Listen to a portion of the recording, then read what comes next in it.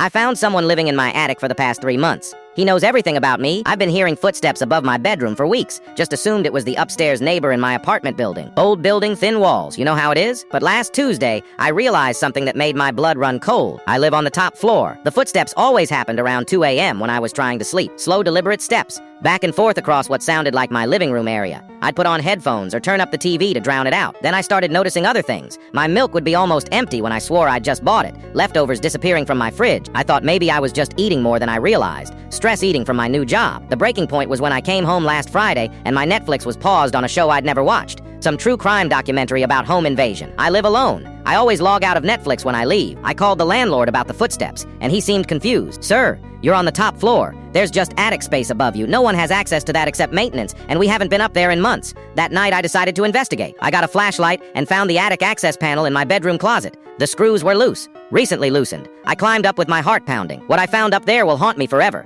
Someone had been living in my attic. A sleeping bag, empty food containers, water bottles. But the worst part was the photos. Hundreds of photos of me, sleeping, cooking, watching TV, taking showers. All taken from above through gaps in the ceiling or air vents. Some were from weeks ago, but others looked recent. Like yesterday recent. There was a notebook filled with my daily routine written in this cramped handwriting. Leaves for work 7:45 a.m. Returns home 6:30 p.m. Orders pizza on Fridays. Sleeps on left side of bed. Girlfriend visits on weekends but hasn't been by in 3 weeks since they broke up. Everything was accurate. Everything. Even stuff I didn't think anyone could know. I called the police immediately. They came out, took photos of everything, dusted for fingerprints. The officer told me this happens more than people think. Homeless individuals finding ways into attic spaces, abandoned houses, even occupied homes. Here's the terrifying part. The police estimated based on the amount of stuff up there that someone had been living above me for at least 3 months. 3 months of watching me sleep, learning my habits, eating my food. The fingerprints came back to a guy named David Chen. Multiple arrests for trespassing, burglary, stalking. He'd been released from county jail 4 months ago. 1 month before he apparently moved into my ceiling. But here's what's keeping me awake at night.